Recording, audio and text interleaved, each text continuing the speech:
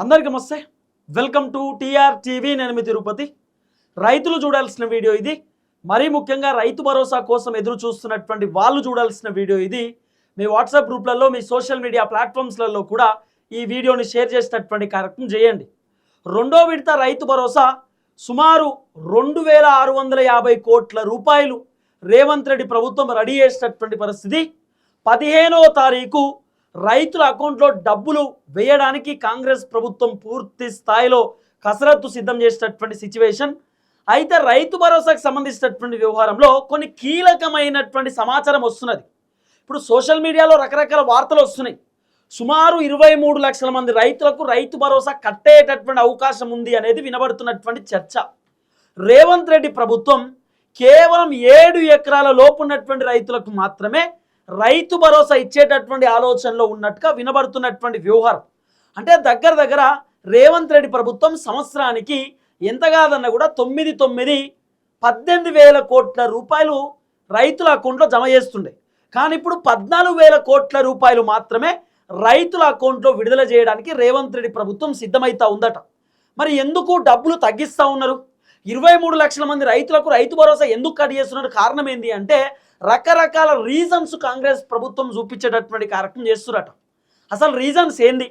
రైతు భరోసాకు సంబంధించిన వ్యవహారంలో రేవంత్ రెడ్డి కొత్త రూల్స్ ఎందుకు పట్టుకొస్తున్నాడు? ఇప్పుడు గతంలో కేసీఆర్ ప్రభుత్వం ఉన్నప్పుడు రైతు భరోసాకు సంబంధించినటువంటి డబ్బులు ఎకరానికి 5,000 రూపాయల చొప్పున టెన్షన్గా 6 నెలలకు ఒక పంటకు 6 నెలలకు ఒక పంటకు రైతుల అకౌంట్లో పడుతుండే. సుమారు కేసీఆర్ ఉన్నప్పుడు కూడా ఎంత కాదన్నా కూడా 14,000 కోట్ల రూపాయలు కేసీఆర్ రైతు భరోసాకు సంబంధించినటువంటి డబ్బులు అకౌంట్లో వేస్తుండే. సో కేసీఆర్ అన్లిమిట్ పంటకు వేసిండు. ఒక్కొక్కరికి ఇద్దరికని కాదు, 100 ఎకరాలు ఉంటే 100 ఎకరాలకు వేసిండు, 1000 ఎకరాలు ఉంటే 1000 ఎకరాలకు కూడా కేసీఆర్ ప్రభుత్వంలో రైతు బంధు వచ్చింది. కానీ రేవంత్ రెడ్డి ప్రభుత్వం వచ్చిన తర్వాత మాత్రం రైతు భరోసాకు సంబంధించినటువంటి కటాఫ్స్ కనబడతా ఉన్నాయి. కొత్త రూల్స్ రెగ్యులేషన్స్ తీసుకొచ్చేటటువంటి కార్యక్రమం చేస్తున్నారు. కారణం ఏంది, ఏం కథ అనేది మనం పిన్ టు పిన్ మాట్లాడుకునేటటువంటి కార్యక్రమం చేద్దాం. ఫస్ట్ టైం మన ఛానల్ చూస్తున్న వాళ్ళు దయచేసి సబ్స్క్రైబ్ చేయండి, షేర్ చేయండి, లైక్ చేయండి. మీరు సబ్స్క్రైబ్ చేసుకోవడం ద్వారా నాకు ధైర్యం వస్తుంది, బలం వస్తుంది.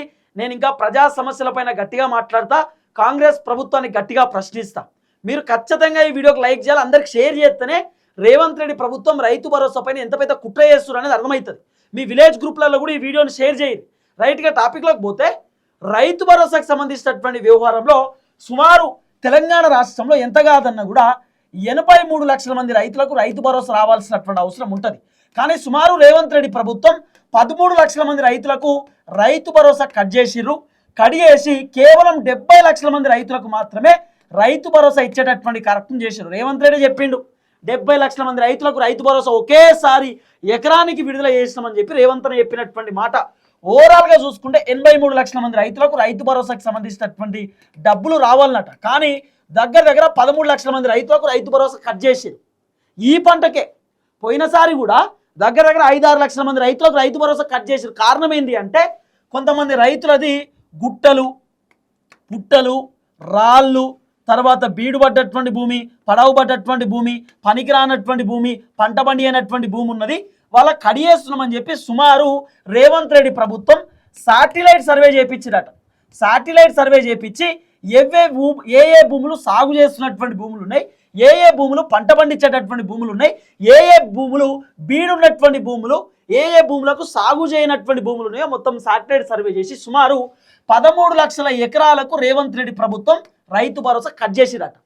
ఈ 13 లక్షల ఎకరాలకు కట్ చేసి సుమారు 70 లక్షల మంది రైతులకు రైతు భరోసా ఇచ్చేటటువంటి కార్యక్రమం చేస్తూ ఉన్నారు. దీంట్లోకి వెళ్ళి కూడా సుమారు 23 లక్షల మంది రైతులకు రైతు భరోసా కట్టేటటువంటి అవకాశాలు కనబడతా ఉన్నాయి. మరి 23 లక్షల మంది రైతులకు రైతు భరోసా ఎందుకు కట్టయితే నేను చెప్తున్న మాట కాదు, మస్తు మీడియా ఛానళ్ళలో వార్తలు వస్తున్నాయి. నేనేదో కొత్తగా చెప్తున్నా, కావాలని చెప్తున్నాను మీరు అనుకుంటున్నారేమో. రకరకాల మీడియా ఛానల్లో వస్తున్నటువంటి చర్చ ఇది. రేవంత్ రెడ్డి ప్రభుత్వం ఒక శాటిలైట్ సర్వే చేపిస్తురట. రేవంత్ రెడ్డి ప్రభుత్వం ఒక జర్మన్ సర్వే చేపిస్తురట. సర్వే చేసి కేవలం పంట పండించేటటువంటి భూములకు మాత్రమే రైతు భరోసా ఇస్తారట. బీడున్నటువంటి భూములకు రైతు భరోసా ఇయ్యరట. తర్వాత ఇప్పుడు ఈ ఎండాకాలం పంటకు ఎవరెవరైతే పంట పండినటువంటి పొలాలు ఉన్నాయో, భూములు ఉన్నాయో వాటికి కూడా రైతు భరోసా కట్ చేస్తారట. కేవలం పంట పండించి పచ్చగా కనబడేటటువంటి భూములకు మాత్రమే ఇస్తారట. అంటే ఎగ్జాంపుల్ మీకు చెప్తా. ఇప్పుడు ఫర్ ఎగ్జాంపుల్ నేనున్నా, నాకు ఒక 10 ఎకరాల పొలం ఉందనుకో. ఈ 10 ఎకరాలలో ఎండాకాలం పంట, ఈ ఎండాకాలం పంటకు నాకు నా పొలాలకు నీళ్ళు వస్తాయి రావు, ఎండాకాలము బోర్లను ఎండిపోతాయి, బాయిలు ఎండిపోతాయి, నీళ్ళు ఉండేవి కదా, నేను రైనీ సీజన్లో అంటే వానాకాలంలో నేను 10 ఎకరాలకు 10 ఎకరాలు పండిస్తా, కానీ ఎండాకాలం నీళ్లు లేవని చెప్పి కేవలం 5 ఎకరాల పంట పండించిన, మిగతా 5 ఎకరాలు బీడు ఉంచిన. ఈ 5 ఎకరాలు బీడు ఉంచిన కాబట్టి 5 ఎకరాలకు రైతు భరోసా ఇయ్యరట.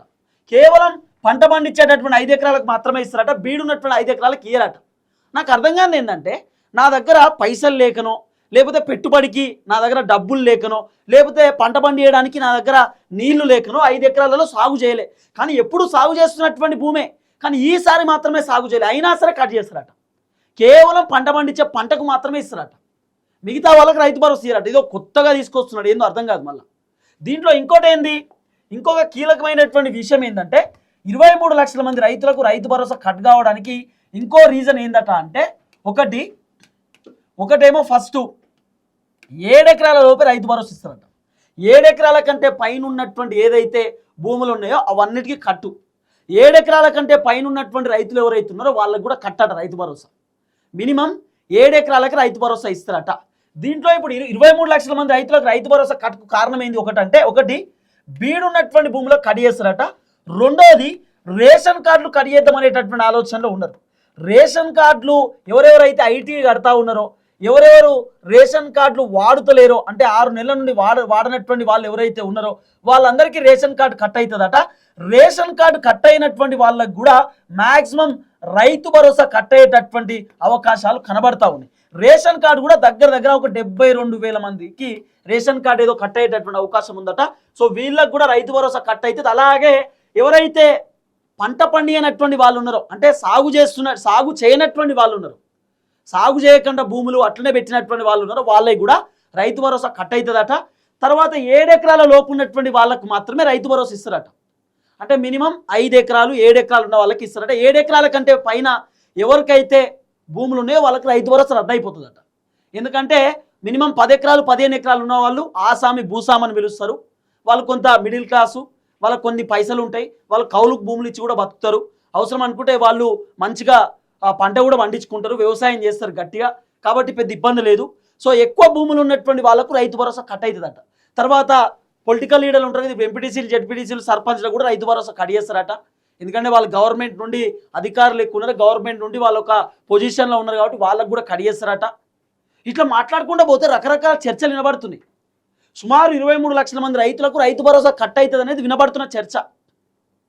23 లక్షల మందికి రైతు భరోసా తీసేస్తారట, రద్దు చేస్తారట. రేషన్ కార్డులు ఇవ్వని, పంట పండిస్తలేరని, భూములు సాగు చేస్తలేరని చెప్పి, లేకపోతే శాటిలైట్ సర్వే చేసినాం ఆ భూములు ఎక్కున్న వాళ్ళకి, ఇట్లా రకరకాలుగా వినబడుతున్న వ్యవహారం.